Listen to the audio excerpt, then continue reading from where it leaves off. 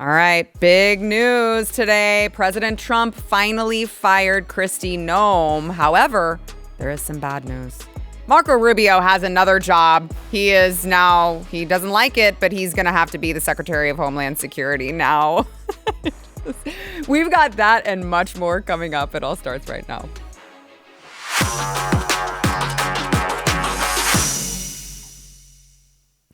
Welcome back to Sara Gonzales Unfiltered. I'm very excited to get into all of the, I guess excited is probably a bad word to use, but to get into the latest with DHS. I find it to be very, very fascinating. But before we do that, I just want to talk about this, all right? Here on Sara Gonzales Unfiltered, I like to treat my viewers with respect. I respect you. In fact, I highly value you. And I give you exactly what you are expecting, right? You know that I am coming on here to give you my opinion about what is going on in the world. I understand some people may have differing opinions than me, and that's totally fine. But for my show, I don't try to pretend to, I'm a journalist and I'm only giving you unbiased facts. And even though I'm gaslighting you with all of these so-called facts, I'm a journalist. This is straight fact. If you don't like it, there's something wrong with you. This is an opinion. And that's the difference between me and all of the mainstream media blowhards who go out there and try to sell their clear opinion, their clear manipulation of whatever narrative they're trying to push. Like, that's what they're trying to sell you, and they're trying to sell it as fact. I'm like, I don't do that. If you like my opinion, cool, watch me. If you don't, that's fine too. Now, when it comes to the culprits here, the usual suspects here, one of the biggest ones is the New York Times. So its sole mission in life is like Orange Man bad. I swear if they have internal documents for what's the mission, right? Like most companies who take themselves seriously should have some sort of a mission. There should be why are we doing this? What's the point? What's the mission? I think if you opened up the New York Times mission, their internal memo, it's just like Orange Man bad. I'm pretty sure. Like their whole mission is just to spread anti-Trump propaganda. I want to give you a classic example of this. With all of this Iran war coverage, they could not wait to get their hands on a poll that actually would criticize the president. Less than a week into the war with Iran, new polling shows most Americans disapprove of the attacks. In the Senate, Republicans have blocked an effort to limit President Trump's war powers, and the conflict is spreading beyond the Middle East. To start, a CNN poll conducted immediately after the strikes shows about 60% of Americans oppose the military action. Oh, well, thank goodness for the CNN poll that you guys used there. By the way, we sped that up because we know, we don't want to listen to it. We want to listen to it as minimally as possible. So we sped that up for you. But it's so funny how they want to pick and choose when they care about polling. Isn't it interesting? Now, I don't know a single American who's like, yay, war, other than Lindsey Graham and John Cornyn. So it's like, yeah, nobody likes war. That's not like a gotcha moment. That's not whoa, what a big revelation. Americans don't like war. That's crazy. Add on top of that it's, of course, a CNN poll.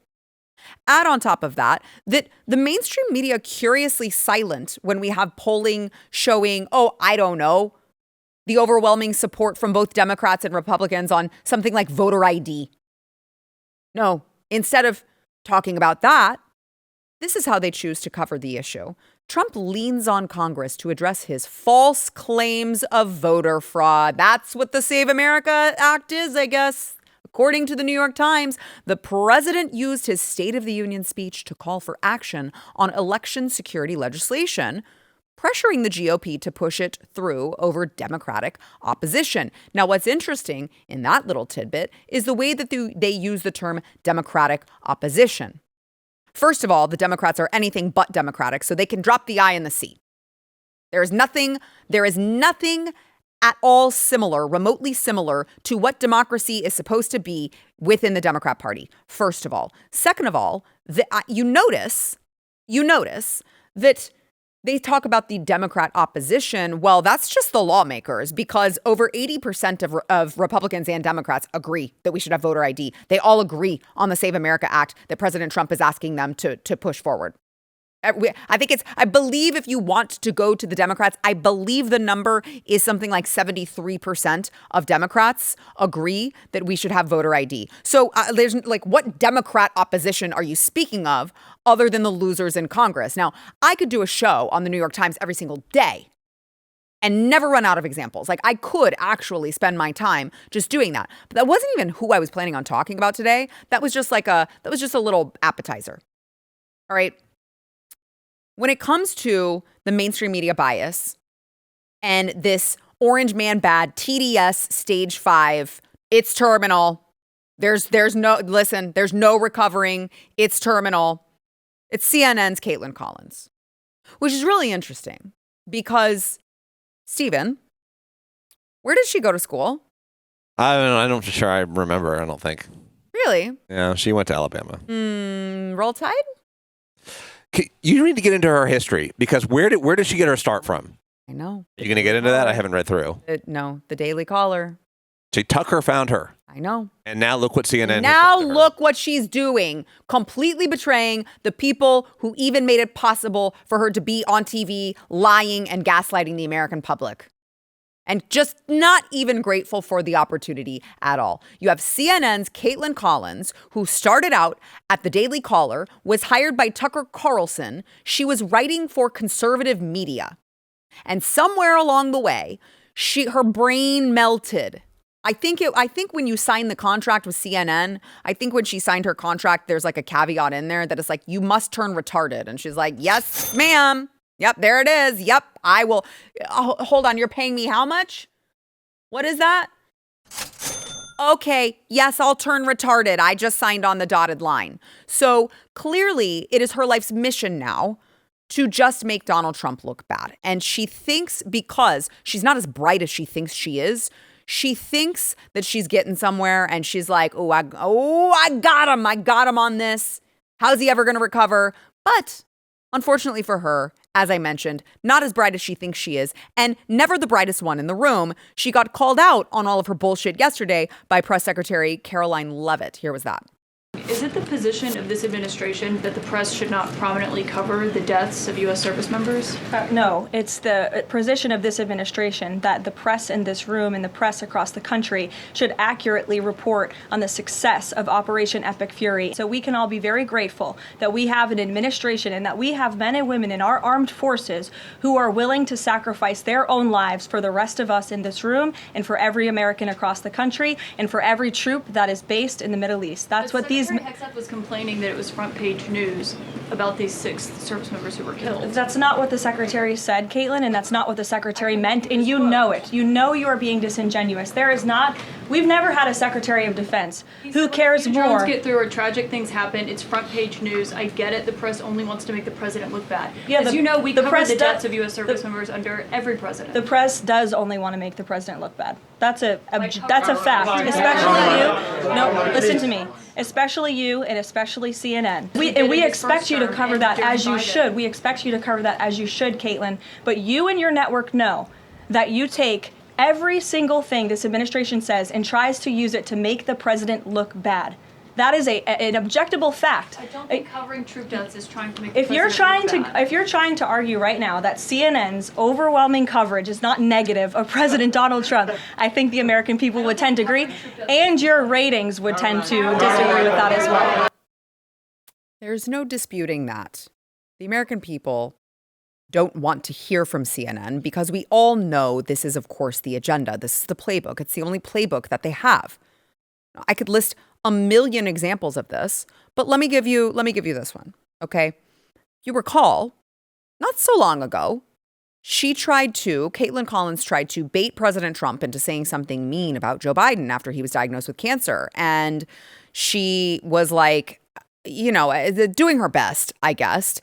But then she raised some questions about the timeline. Again, she really thinks she's in all of these gotcha moments, I think. She thinks she's the brightest one in the room. Here's that. Do you want to respond to President Biden being diagnosed with cancer? Are you going to call your predecessor? I think it's very sad, actually. I'm surprised that it wasn't, the public wasn't notified a long time ago, because to get to stage 9, that's a long time. I just had my physical. You saw that. You saw the results of that particular test. I think that test is standard to pretty much anybody getting a physical. I think people should try and find out what happened, because I'll tell you, I don't know if it had anything to do with the hospital. Walter Reed is really good. They're some of the best doctors I've ever seen. I don't even know if they were involved, but a doctor was involved in each case. Maybe it was the same doctor, and somebody is not telling the facts. That's a big problem. Now, I should note there is no stage 9 for cancer. There is the Gleason score, which is a scale used to measure prostate cancers for their aggressiveness on a scale of 6 to 10. President Biden's cancer is at a Gleason score of 9, according to the statement his office put out yesterday. Ooh, you got him. As everyone knows, there is no stage 9 when it comes to cancer. Also, he is at 9 on the Gleason scale. Like, obviously, that's what he meant. Okay, obviously, like Joe Biden can't even form coherent sentences. He doesn't know what state he's in. He didn't even know that he was like president of the United States, probably. Actually, he didn't, because he kept calling Kamala. He was like, President Kamala Harris. And really, you're going to nitpick about President Trump saying stage 9 when we all know what he meant? Give me a break. Now, I try not to physical shame, but it's just, it's the smugness for me. It's the smugness for me. Yeah. It's just the smugness for me that really just rubs me the wrong way. She just walks around looking like she just smelled shit. Am I wrong, Steven? Like she just has a constant, like someone farted face. Yeah, it's the eyebrow. It's the eyebrows. It is. It's the eyebrows. And I don't know what that is. I don't know if like she just, how your mom says, like, don't make a face or it's going to stick that way. Maybe that's what happened. I don't know. But it's just the smugness in the face for me. I want to just, let me give you just another example here. Okay. Kaitlan Collins, again, now with JD Vance, thinking, I've got him. I'm smarter than him. And I've got him. I've got JD Vance. You can police people for violating the law, and we have seen some of that with some of these protests. Okay, so you agree that people who break in and vandalize a building should be prosecuted? Exactly. Okay, I'm just checking because you did help raise money for people who did so on January 6th, which was, impeding an official proceeding, breaking into a building that they weren't allowed to be in, and vandalizing the Capitol. Well, Kaitlan, I know that this is the obsession of the national media to talk about what happened 2 years ago, 3 years ago on January 6th. It's not an obsession, I'm just seeing if it's a double standard. No. Oh, okay. Oh, wow. You got him. You got him, Kaitlan. You got him. How about Kamala Harris raising funds to bail out all of these Black Lives Matter protesters? Care to comment on that? No? Oh, you got him, Kaitlan. Wow. What a heroic act of journalism there. What a heroic act of journalism. And she still tells you she's not biased. What are you talking about? Kaitlan Collins is never biased. They always argue the media is biased against them and doesn't cover them fairly, even though we cover them, I think, fairly and accurately. You want the focus to be on the subject matter and not on you personally as a reporter. And so I always try to, keep that distance in terms of that. And I think keeping your composure in that point is important because you never want to prove them right on that front, that they are right, that you're biased against them or that you have a personal, angst here. I don't. Now, I will say, I wouldn't hold it against her if she just had a chip on her shoulder about Donald Trump, because he has been largely successful at trolling her over the years. I think maybe we're figuring out what exactly Kaitlan Collins' problem is. Watch. Yeah, what did you say? What would you say to the survivors who feel like they haven't gotten justice? You are the worst reporter. No wonder CNN has no ratings because of people like you. She's a young woman. I don't think I've ever seen you smile. I've known you for 10 years. I don't think I've ever seen a smile on your face. I'm asking you about survivors. You know why you're not smiling? Because you're not telling the truth. And you're a very dishonest organization, and they should be ashamed of you. And this should have been done by Biden years ago. This should have never been allowed to happen. I know he's a friend of yours. But couldn't Putin just withdraw his He's a friend of today? CNN. That's why nobody watches CNN anymore, because they have no credibility. Okay, who else? Yes, please. Why you held on to those documents when you knew the federal government was seeking them and then had given you a subpoena to return them? Are you ready? Are you ready? Can I talk? Yeah, what's You the mind? answer? Do you mind? I would like for you to answer the question. Okay, it's very simple to answer. That's why I asked it. It's very simple to. You're a nasty person, I'll tell you. Mr. President, you won the White House in part because of high inflation. If your tariffs make prices go up... Excuse me, we haven't asked you to speak yet, please. Right?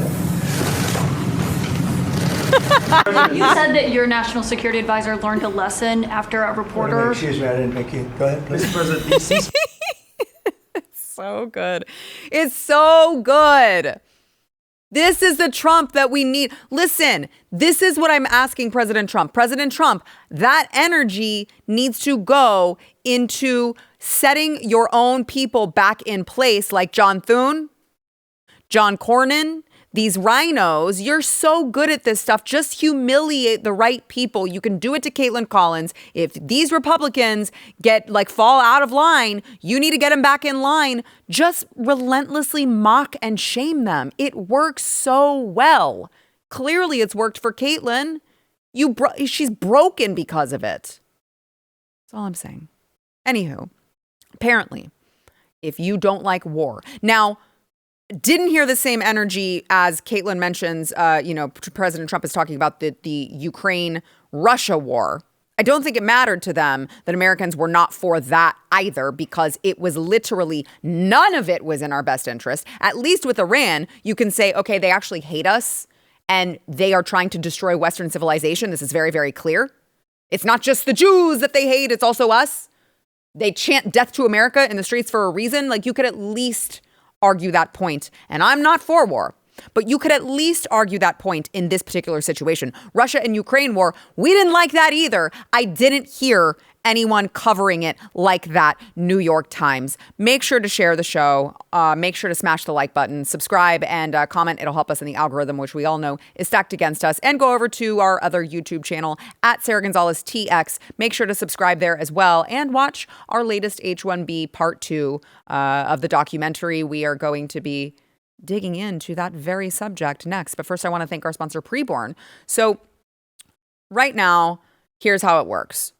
When a woman who has an unplanned pregnancy, she's scared and she walks into a Planned Parenthood is like, oh, don't worry, it's just a clump of cells. And by the way, you can't afford it. You're going to be broke. There's no way you can afford this child. You're going to be homeless. It's going to be terrible for you. Let us just suck the baby out. It's totally fine. Oh, did I say baby? I meant a clump of cells. That's what's going to happen to these poor women who get preyed upon by a Planned Parenthood type clinic. What they do when they go into PreBorn's network of clinics is very, very simple. They're shown the truth. They are given compassion. They are given clarity about the life growing inside of her through ultrasound. They listen to the heartbeat. And in that moment, more than 80% of the time, when a mother sees her baby on a preborn ultrasound, she chooses life. That's how simple it is. Ultrasounds cost money, $28 to be precise. And this March, we are working with PreBorn to try to save 6,800 babies. That's going to take 124 partners saying yes every single day. So please, if you can help, maybe it's $28 for one ultrasound, maybe it's $140 for 5 ultrasounds. That's 5 babies' lives that you can help save. Preborn.com/Sara. You can donate there. Whatever you feel led, preborn.com/Sara.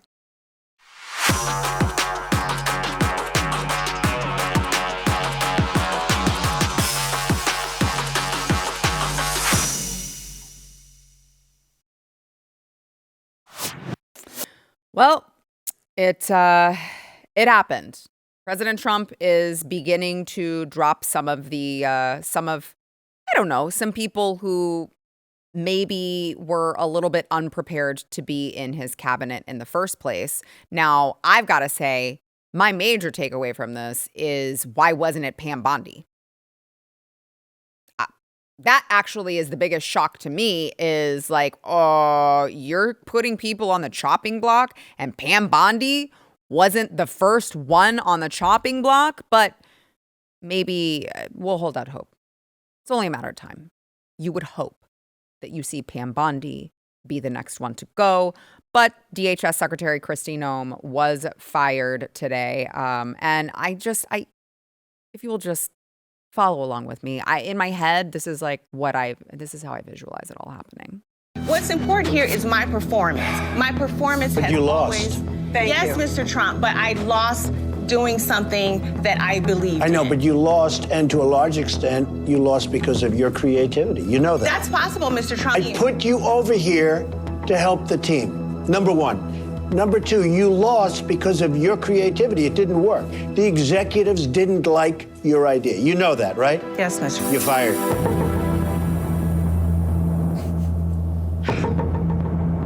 Go. Thank you. You're fired. It's not quite how it played out. I wish that it did. That's not quite how it played out in real life. President Trump announced it on Truth Social. I am pleased to announce that the highly respected United States Senator from the great state of Oklahoma, Markwayne Mullin, will become the United States Secretary of Homeland Security effective March 31st, 2026. The current Secretary, Kristi Noem, who has served us well and has had numerous and spectacular results, especially on the border, will be moving to be, this is my favorite part, the special envoy for the Shield of Americas, our new security initiative in the Western Hemisphere. We are announcing on Saturday in Doral, Florida. I thank Kristi for her service at Homeland. He literally, I mean, you got to hand it to him. He is loyal. He does regard loyalty in like the highest esteem. And so he doesn't want to hurt anyone's feelings. He doesn't want to actually fire anyone. That was just for the TV show. He just makes up new jobs for these people to go take so he doesn't have to be like, yeah, we just didn't like her. She just wasn't working. He's like, well, she's going to be the special envoy for the Shield of Americas, which we don't actually have yet, but we should. And we will, beginning this weekend, because I fired her and had to find a spot for her. Like it is definitely akin to Kimberly Guilfoyle, who I just saw recently in DC, and like she was lovely when I spoke with her. But like he did do the same thing when Don Jr. broke up with her. He was like, yeah, I'm going to send you to Greece. Was it Greece? It's just another thing I don't get about this. You guys let me know in the comments. I don't understand why we are pulling senators away from our already slim majority when you could have brought in Tom Homan, right? Like it feels weird at the same time that we're having this conversation about the Senate and about Senate races, specifically in the state of Texas, that he's like, and another thing, I'm pulling another senator. You guys are going to have to figure it out. Like, are we trying to lose the majority? I don't understand what the goal is here.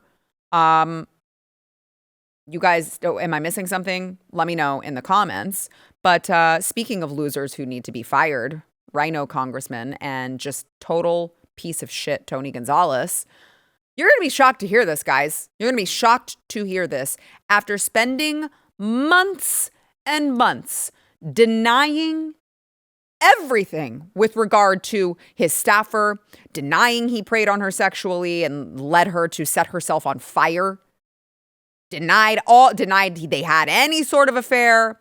No. By the way, I'm not resigning. You guys don't know the real story. I mean, just total denial from Tony Gonzales. Now, all of a sudden, that he's headed into a runoff, which he will lose. He's headed into the runoff. And now, all of a sudden, Tony Gonzales finally admits it. But he does this thing, which I call the trickle truth. And the trickle truth is he admits just like the bare minimum to try to make himself still look as good as he possibly can while admitting the bare minimum, and leaves a whole lot of it out while trying to, again, make himself look. I mean, he asked for forgiveness from God after all, and God forgave him. I made a mistake, and I had a lapse in judgment, and there was a lack of faith. And I take full responsibility for those actions. Since then, I've reconciled with my wife, Angel. I've asked God to forgive me, which he has. And my faith is as strong as ever. When you make mistakes like this, you know, it's never easy. It humbles you, but it's important to kind of work through it all. You know, I look forward to the ethics committee starting an investigation. I appreciate the opportunity to be able to provide all the facts and all the details that lead to exactly what occurred in the entire situation. Oh, right. So the problem is that he had an affair on his wife. So he apologized, and they are rekindling their romance, I guess. Also, he prayed to God for forgiveness, and God forgave him. Why can't you? As if that is at all scratching the surface of what this issue is. We saw the text messages, Tony. We saw the text messages of you continuing to pressure your young staffer after she told you she was uncomfortable with what you were doing and saying to her. We saw you ignore her and continue pressing her and pressuring her to send you nudes and then asking her if she liked anal. So excuse me if I don't take your apology, if I don't take your, I've asked for forgiveness, I'm right with God now. I don't take that seriously. You're a total scumbag. You never thought that you would get caught. And the only thing that you are admitting to is the thing that you think that you can just get away with saying, oh, well, yeah, I had an affair. Some people do it. It was so much more sinister than that. Now, thankfully, we do have a growing number of Republican leaders who are calling for him to drop out of the race, withdraw from the race, from re-election, including now, today, the Speaker of the House. So Speaker Johnson and House leadership have asked him to withdraw. The Ethics Committee has also announced an investigation into Congressman Tony Gonzales' conduct. The House leadership says we urge them to act expeditiously. In the meantime, leadership has asked for Congressman Gonzales to withdraw from his race for re-election. That's awkward. That's awkward, Tony. Are you going to fight House leadership? This is not going to go well for you, especially because you didn't even get you did not get more votes than Brandon Herrera in the first go around. You want this to get worse? It will get much worse, especially because, according to Brandon Herrera, there's more. It's not all out there yet, Tony. Could walk away. But I have a feeling he's not going to do that. Now, Nancy Mace, because of all of this, filed a resolution last week to publicly release all of the reports of sexual harassment and sexual misconduct by members of Congress, because this is all it's all kept in back rooms. It's all like a secret right now, which is totally insane. Like it should be in the best interest of everyone. You would think that this would be the most bipartisan thing you could ever do, is vote on releasing sexual misconduct reports that are now kept secret. But no, apparently not, because the House killed the effort to release all congressional sexual misconduct and harassment reports. And it was 357 to 65 was the vote. The House voted to refer the resolution to a committee, which effectively killed it. Now, you're going to also be shocked to hear one of the people who voted to send the bill to committee and sweep it under the rug would be the one and only Congressman Tony Gonzales. Now, Anna Paulina Luna, who is just one of my favorites in Congress. She's beautiful, she's bold, she's smart, and she doesn't put up with no shit. And this is what she had to say to all of her colleagues on the House floor on this matter.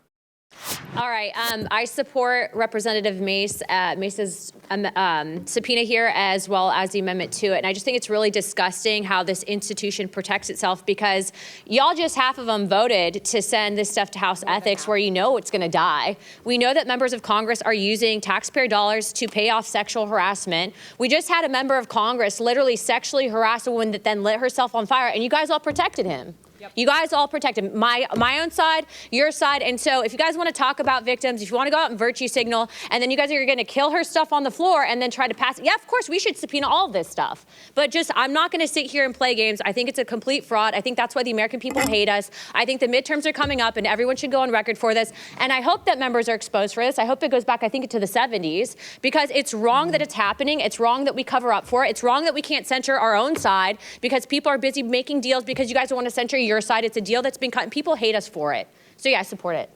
Thank you, Representative. Chair recognizes Mr. Biggs. Couldn't have said it better myself. Show me the lie. Show me the lie. People hate you guys for exactly this. And they don't even care. They just want to continue going about their business, engaging in all of this sexual misconduct, and just being like covering for each other. It's all just like the good buddies club. And nobody ever has any accountability. I am also, as well as Anna Paulina Luna and Lauren Boebert and Nancy Mace, quite frankly, sick of it. All right, want to make sure that you guys remember I'm doing an Off the Record tomorrow at 12 p.m. Central, 1 p.m. Eastern over at BlazeTV.com. It's only there, so if you want to chat with me, ask me anything, you can use code Sara to save $20 off of your annual subscription, but we will be doing that tomorrow. We're doing it tomorrow. Don't miss it. BlazeTV.com/Sara.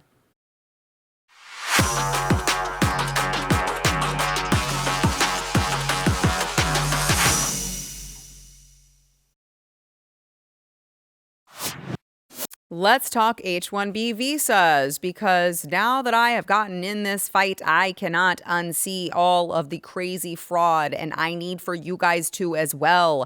Now, when we talk about all of these, the loopholes, the fraud, the abuse, there's a lot to it. And by the way, go over to our other YouTube channel at Sara Gonzales TX if you would like to learn more about our part 2 of our documentary. But since we have started this conversation, there has been some action to slow things down. Now, the key thing has been delaying H-1B visas is the $100,000 fees that President Trump implemented. Obviously, we've also talked about how that is not a total deterrent. And don't take that from me, take that from Harvard. If you think, only Harvard knows what they're talking about, not Sara Gonzales, well, take it from Harvard, not me. They are even saying, actually, you need to up the fee in order for it to be extremely effective. So I'm not saying that this is a total game changer, but it has made a difference. It has made an impact. People in India are upset. They are upset because, there's a clip that I'm going to play for you, and it is from late last year, so like December, I think, but it's just resurfaced. And I think that it is very timely that it has resurfaced because India's Ministry of External Affairs, they're complaining, actually, that all of these new reforms, President Trump being like, hey, we can't just keep doing this. This is changing our country, not for the better. We should do something to slow all of this down. Actually, India is really upset because it's causing people to get stranded in their own country, I guess. While we do understand, as you also understand, that visa-related issues pertain to the sovereign domain of any country, we have flagged these issues and our concerns of our nationals to the U.S. side, both here in New Delhi and in Washington, D.C. And we hope that these delays and these disruptions will be addressed. There are several people who have been they have been stranded for an extended period of time because of scheduling or rescheduling issues of consular appointments. And these have also caused a lot of hardships to their families, to the family life that they have. Listen, first of all, I want to be clear. I would hate to be stranded in India. That probably sucks. I haven't been there. I don't plan to go there. That probably is not fun, but I don't think that you can say that you're stranded if it's your country. I don't think that that's the term that you should use. It's just your country. I'm sorry, it's a shithole. I get it. But that's not our problem necessarily. You don't get to say you're stranded there. Maybe you're stuck where you live. Okay, maybe. And I commented on this on social media, and there was someone who was like, well, but their family's here. I'm like, well, their family can go home. I don't know what to tell you. Nobody has the right, the entitlement to just be here because they wanna. The only people who are afforded that privilege are American citizens. And I get it that the whole system that's not fair. It's not fair where you're born. It's not fair. I get it. But I'm here to tell you, life's not fair. That doesn't make you entitled to just live in other people's countries. Okay? So I don't know. I just think it's a little bit crazy to say that they're stranded. But listen, Let me give you an example of how quickly and how accelerated our culture is facing problems related to importing a culture that does not mesh, does not assimilate, whether it is people from India, whether it is people from China, whether it is people, which, by the way, don't even get me started on why are we importing Chinese nationals? That seems like a bad idea. Whether it be, people from Muslim majority countries. Here's a problem with the assimilation. And they call it a melting pot because everything melts together because there's cohesion. And that's not what's happening now. Let me give you an example that I could not believe this.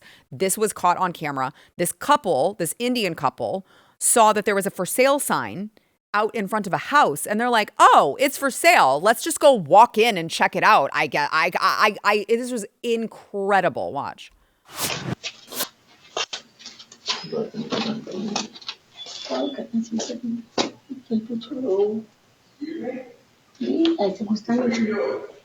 It's on sale, right? Yeah, but it ain't open. It's open. No, it's not open house. You schedule time with the real. You don't just walk into somebody's house. Oh, I'm sorry, I thought it's open house. It's not an open house. Oh my God. You schedule with the realtor to come see my house. You don't just walk in my door. Okay, I'm sorry, man. You better be. Get out.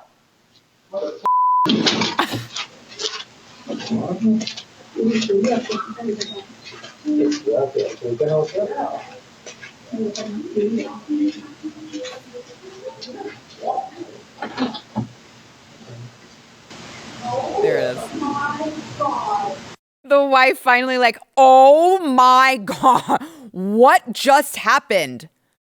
What just happened? What do you mean you thought it was an open house? It doesn't say open house. It says for sale. You're just going to turn the knob and walk into a home that's not yours? This is, while probably a funny anecdote, a very serious concern. Those people could have, listen, if someone who I don't know walks into my home while I'm there and I'm like, "What are you doing?" And they're like, I'm just saying we own firearms for that very reason. There are in certain states, you're dead. You're getting shot. Okay. Now, again, this is just one example of a much greater problem. You can't have a cohesive country when these people are not even bothering to assimilate into our culture, to learn things. I want to play one more that is actually not funny. A woman recorded this. She had just lost her baby from an ectopic pregnancy. And, well, obviously none of those are ever viable, but she had just suffered this ectopic pregnancy and gone through all of this horrific, situation. And she's like, I don't, why are we bringing in these immigrants and they're becoming nurses and doctors and they don't have any bedside manner. In fact, they're just terrible and horrible and rude, actually. This is so unnecessary, honest to God. Me? No. Why is this unnecessary? All this, big drama over nothing. Big drama over nothing. I hear you. Yeah, no, I don't want to be alone. I lost my baby. 2 days ago, they said I had a healthy baby in the right spot. Today, they cut it out of me. And you want me to be alone for 12 hours? I want you to close your eyes and go to sleep. No, thank you. I'm traumatized. I lost a child. You want to be traumatized. I lost a child. I hear you. I understand. I've heard the heartbeat this morning. And now you're saying I want to be traumatized? I don't want this. No. I didn't want this. My life was in danger, so I had to get my baby cut out of me for my own health. I did not want that. She's coming up. Okay. She said I wanted to be traumatized. No, that's exactly, what do you mean? No. That's exactly what you said. What, now you don't understand English? I don't know. You knew it well enough to just be like, "No, actually, get over it. You're being dramatic. You lost a baby. Get over it. Get over it, lady." These are the people that we're letting in the country. These are the people that are, a nurse. Is that who you'd like as your nurse? Now, I'm just going to say, I do think the tide is turning. We're winning over the haters. We received this comment on our H-1B documentary. Earlier, I used to get upset with this lady. That's me, this lady, and thought she was doing this just to gain popularity like other influencers. But after giving a deeper thought, I realized that if something similar happened in India and foreign workers were given preference, how would we feel? Exactly. So definitely kudos to your effort in making America great again. And goes on to say, good job, madam. So I graduated from this lady to madam. And I take that as a win. Anyway, we've got more to come. I want to welcome a special guest on when we come back.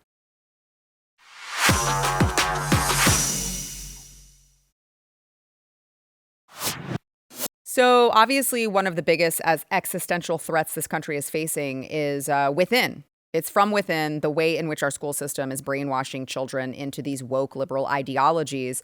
Thankfully, there are people fighting back, like my next guest, Ryan Walters, the CEO of the Teacher Freedom Alliance, of course, former Oklahoma State superintendent. One of my personal favorites. Thanks for joining me today. Always an honor to be on, Sarah. So we've talked about this on the show, but you also recently wrote an op-ed, and it's not students organizing ICE walkouts. Here's who's really behind the nationwide protests. And, we talked about last time, I think the teachers unions are just using these children as foot soldiers. Is there an end in sight to any of this? No, there's not. And, we begin getting, we run the Teacher Freedom Alliance, good common sense teachers. They start sending us flyers and emails going, the teachers union is about to organize student walkouts. So we're watching this play out. We're getting more information on it. Then all of a sudden these walkouts hit. And what do you see the mainstream media saying? Oh, my goodness. I mean, this is just the Trump administration has gone so far that even the kids are upset. No, they weren't. The teachers union. I mean, yeah, you think a kindergartner's going, Can you believe what I said? Now, what happened was the teachers unions wanted to cause massive disruption like they did during COVID of shut everything down, cause mass chaos, hysteria, make the American people feel the pain, point to President Trump, blame him. So it was all orchestrated. And again, they don't care. The kids aren't learning in school. The kids aren't. Hey, they get their indoctrination camps. They get to preach that Republicans are Nazis. And so they just ran with it all the way. And the media just runs that story, every hour. Well, that's not entirely true. They are learning something. They're learning how to be good communists. That's true. They're learning that quite well at these schools. And by the way, I just would like to state for the record, when I was 14, 15, 16, if anyone had asked me, literally for any reason, would you like to cut school and go protest? I'm like, I'm in. Let's go. And you see it. I mean, and that's where they had this perfect powder keg of, once we give, and we saw the Florida Teachers Union going out saying, hey, you can claim freedom of speech, you can do this, they won't suspend you. I mean, they sat here, you tell high school kids they won't discipline you if you say this. Yeah. Oh, I mean, they knew exactly what they were doing. They wanted to cause the chaos. And again, like you said, you're actually seeing exactly what they've been training the kids for, which is to be social justice warriors that have every left-wing talking point, signs ready about how Republicans are Nazis, Trump is Hitler. I mean, they were ready to go. This is what they've been training the youth to be able to do. Which, I mean, there's another part of that, I think, that it goes largely underreported, which is like, what if a child got hit by a car? What if they got abducted? Like, there are real safety concerns for these teachers unions pushing these children to leave like when I don't drop my kid off at the school, but when I drop my kid off at school, I expect them to stay at that school unless I give consent. That's kind of 101, the student safety inside the school setting. I mean, this is why schools, hey, if you go on a field trip or whatever else, we have to have so many sponsors. You're going to do A, B, and C because, again, you let kids out of school, you need to make sure where they are. Oh, notice how quickly that went to the wayside here. It was, hey, get out in the street, line the streets. We saw a kid get hit in one of these protests. Really? Yes, wow. We did. And we continue to see, hey, but again, to get to their political ends, they're willing to use the kids as political pawns. And so even student safety wasn't a concern of the teachers union. It is students last with all of these teachers unions is what it's turned out to be.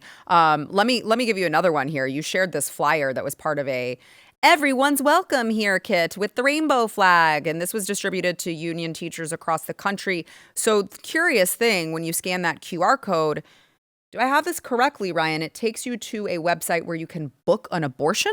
Yes. That's insane. Yep.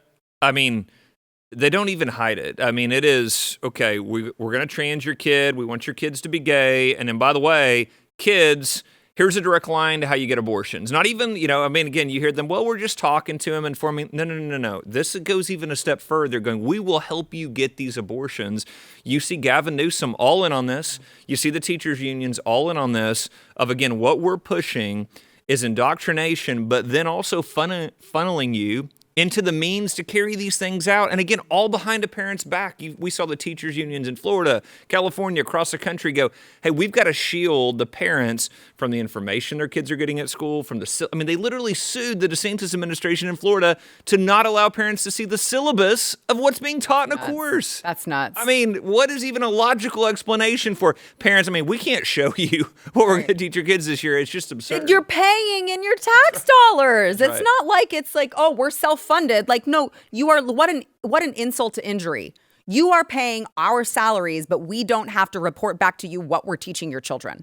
It's the ultimate slap in the face for a parent. Yeah. I mean, when you send your kid to school, you're entrusting those adults in there to put your kid first, and then for them to turn around. I mean, think about it. Most daycare centers, you can log on at any time and literally see your child. Yes. Yeah. And then a school goes, hey, we're not even going to show you what they're learning. Right. I mean, it is beyond absurd. That's nuts. I do just want to point out also, they were handing out these gay stickers, which they do put, they're ultra removable, which is handy when, the kids change their minds, which we know that they do. They're like, oh, it's fine. Oh, you're not trans anymore. It's fine. You can remove it from all of your stuff because we know that you change your mind because you're a kid. Sticker fluid. Sticker fluid. Yeah, exactly. While I have you here, tell me, obviously I just talked about Senator Markwayne Mullin being tapped as the new DHS Secretary. You're the Oklahoma expert, not me. Tell me your thoughts on this pick.